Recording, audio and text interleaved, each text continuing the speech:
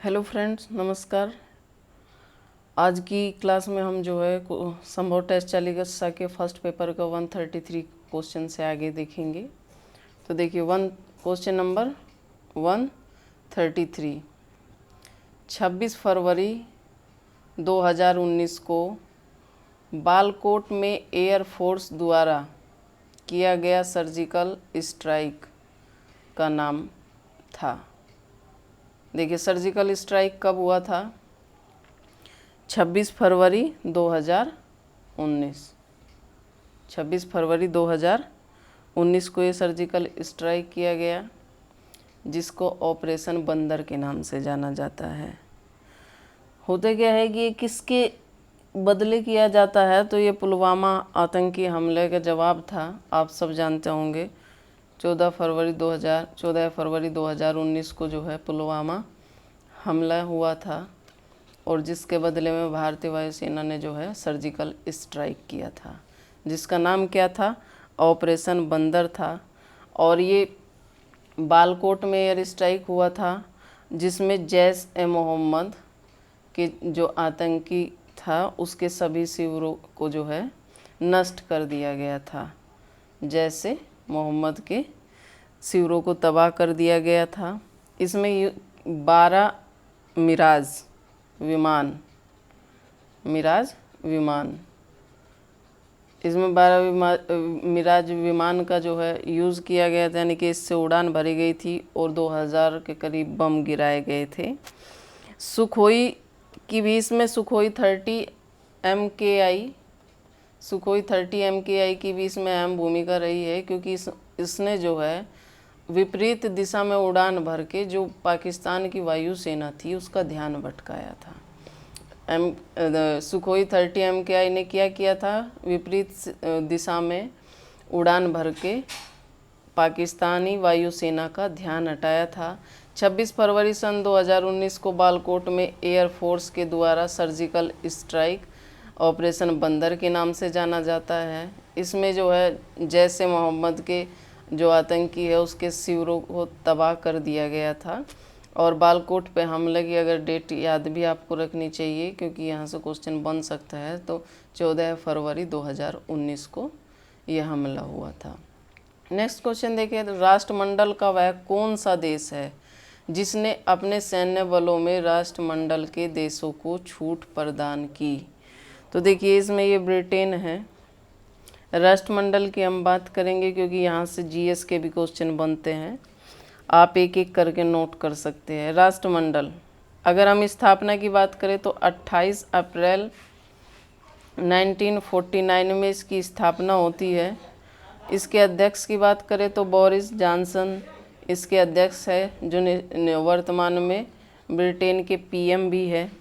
देखिए राष्ट्रमंडल कहे और इसका एक और नाम है चोगम। आपको राष्ट्रमंडल या चोगम में से एक नाम मिलेगा। कभी राष्ट्रमंडल भी कह सकते हैं और चोगम भी कह सकते हैं। चोगम भी कहे तो आप समझिए कि अच्छा राष्ट्रमंडल की ही बात हो रही है।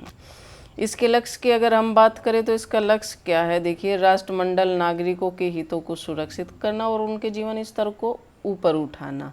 जनसंख्या की अगर हम बात करें कि राष्ट्रमंडल में कितनी जनसंख्या है, तो 2.4 बिलियन कहिए या अरब कहिए।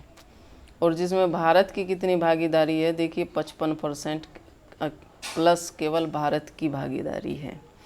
अब इसके सदस्य देशों की बात कर लेते हैं, कि क्वेश्चन आपका ऐसे भी बन सकता है कि राष्ट्रमंडल में कितने सदस्य देश है। तो ये 53 प्लस जो है इसमें सदस्य देश है, यानी कि 53 प्लस क्यों बताया गया है, इसका रीज़न आपको अभी बताएंगे कि जो प्लस में एक है ये कौन है।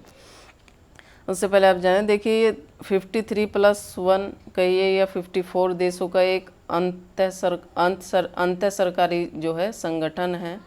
और इसमें क्या है कि इसमें सदस्य देश जितने भी है वो सब ब्रिटिश शासन के कभी ना कभी गुलाम या अधीन रहे हैं, वही देश इसमें शामिल है। इसमें लेकिन जो गुलाम नहीं रहे हैं उसका भी अपवाद है। तो आप अपवाद करके लिख सकते हैं कि जो गुलाम नहीं रहे हैं उनका क्या नाम है।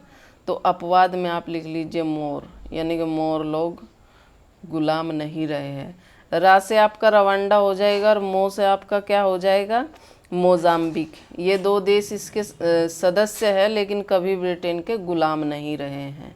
एक अपवाद ऐसा भी है इसका, जो गुलाम तो रहा है लेकिन इसका सदस्य नहीं है, जिसका नाम है यूएसए। यानी कि यूएसए ब्रिटेन का गुलाम तो रहा है लेकिन राष्ट्रमंडल का सदस्य नहीं है।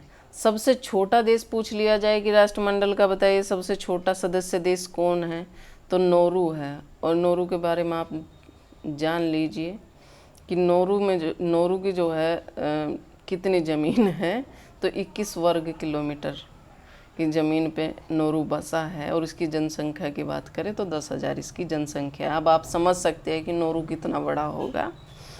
ठीक है, अगर सबसे बड़े देश की बात करें कि सबसे बड़ा सदस्य देश कौन है, तो पहले पे कनाडा, फिर ऑस्ट्रेलिया और तीसरे नंबर पे भारत आता है।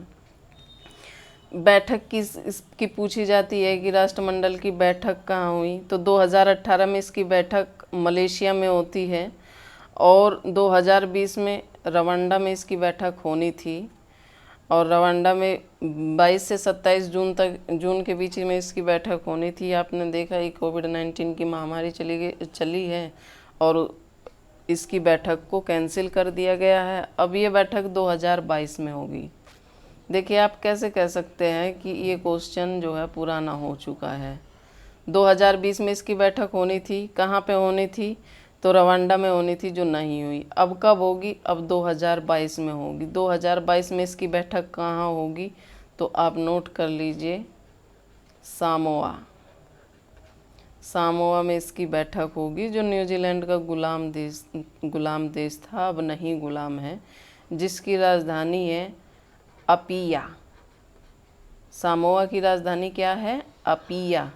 यानी कि अब राष्ट्रमंडल की बैठक 2022 में कहाँ होगी, अपिया होगी। देखिए कितने क्वेश्चन हैं जो इसमें आपके से पूछे जा सकते हैं।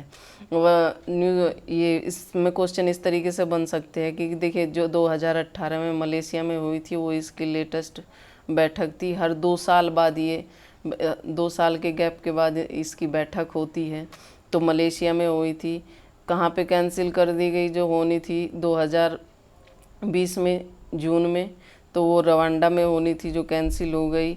अब कहाँ पे प्रस्तावित है, तो समोआ में प्रस्तावित है। इसमें कितने सदस्य हैं, तो इसमें 54 सदस्य हैं। 53 + 1 जो कहा गया था, कुल 54 हो गए। ये जो +1 कहा गया है, ये इसलिए कहा गया है कि देखिए मालदीव 2016 में इससे अलग हो जाता है राष्ट्रमंडल से। और आप आगे अपने करंट अफेयर्स में भी पढ़ेंगे, जो फिर से इसमें जो है इसका सदस्य बन जाता है। और कब बनता है, 1 फरवरी 2020 को। तो ये भी आपका क्वेश्चन पूछने लायक है कि मालदीव कब अलग हुआ था और कब इसमें शामिल हुआ। तो इस तरीके से ये राष्ट्रमंडल से के क्वेश्चन हैं जो आपसे पूछे जा सकते हैं। नेक्स्ट क्वेश्चन की अगर हम बात करें, भारत में प्रथम रेलवे विश्वविद्यालय स्थापित किया गया, तो देखिए ये वडोदरा में स्थापित किया गया। वडोदरा गुजरात में है। और ये कब स्थापित किया गया, तो 15 दिसंबर 2018 में ये स्थापित किया गया।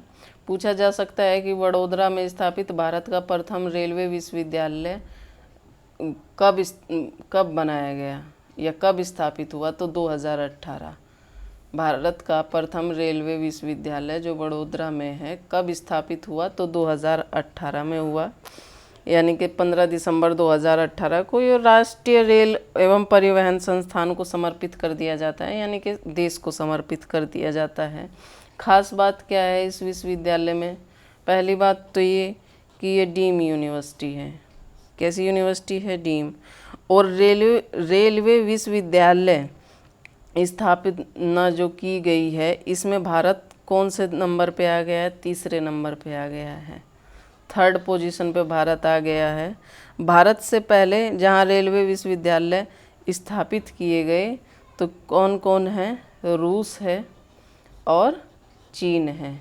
यानी कि रूस, चीन और अब भारत भी तीसरे नंबर पे आ गया है रेलवे विश्वविद्यालय बनाने वाला या स्थापित करने वाला या खोलने वाला।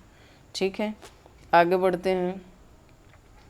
क्वेश्चन नंबर 136, आइकेन संधि। आइकेन संधि कहे या फिर आखेन भी कह सकते हैं, आखेन संधि का है। ठीक है, ये आखेन है क्या, ये एक्चुअली जर्मन का एक शहर है, तो उसी के नाम पे जो है इस संधि का नाम टिका है कि किन दो देशों के बीच मित्रता संधि है। देखिए ये जर्मन और फ्रांस के बीच मित्रता संधि है। सेकंड वर्ल्ड वार के दौरान क्या था कि दोनों एक दूसरे के विरोधी थे, यानी कि अलग अलग खेमे में थे। आप लोग जानते होंगे एक ध्रुवी राष्ट्र थे और एक मित्र राष्ट्र थे। ध्रुवी राष्ट्र में जापान, जर्मन, इटली थे, और अगर मित्र राष्ट्र में गए तो मित्र राष्ट्र में यूएसए, रूस, फ्रांस, ब्रिटेन आदि सब जो है देश मित्र राष्ट्र में थे। तो देखिए ये सेकंड वर्ल्ड वार के दौरान ये दोनों क्या थे, एक तरीके से दुश्मन थे, लेकिन अब जो है इन्होंने एक संधि की, मित्रता संधि, जिसको किस नाम से जाना जाता है, आइकेन संधि के नाम से जाना जाता है। कभी कभी मिलान के लिए भी पूछ लिया जाता है कि आइकेन संधि किससे जुड़ी हुई है, और आपको 3 संधियाँ दी जाएगी और उसमें जो है देशों के नाम पूछ लिए जाएंगे। तो ये भी क्वेश्चन आप ये नहीं कह सकते कि पूछने लायक नहीं है बाद में। 137 क्वेश्चन की अगर हम बात करें तो प्रख्यात आलोचक और साहित्यकार नामवर सिंह का हाल ही में निधन हो गया। उनका जन्म कहाँ हुआ? देखिए ये आपका जीएस बन चुका है यूपी स्पेशल का। जियानपुर चंदौली, कहाँ पर इनका जन्म स्थल है? तो जियानपुर चंदौली में इनका जन्म स्थल है। और इनकी अगर मृत्यु की बात करें कि इनकी मृत्यु कब हुई, तो 19 फरवरी 2019। देखिए कितनी सिमिलरिटी है, 19 फरवरी 2019 को इनकी मृत्यु हुई है। और इनके ये जो है नामवर सिंह, ये हजारी प्रसाद द्विवेदी के बड़े प्रिय शिष्य रहे हैं। किसके शिष्य रहे हैं? हजारी प्रसाद द्विवेदी के। तो आज की क्लास यहीं पर रोक दी जाती है। आप लोगों को क्लास कैसी लगी कमेंट के माध्यम से बताइए। जिन लोगों ने अभी तक चैनल सब्सक्राइब नहीं किया वो सब्सक्राइब करें, लाइक करें और शेयर करें। धन्यवाद।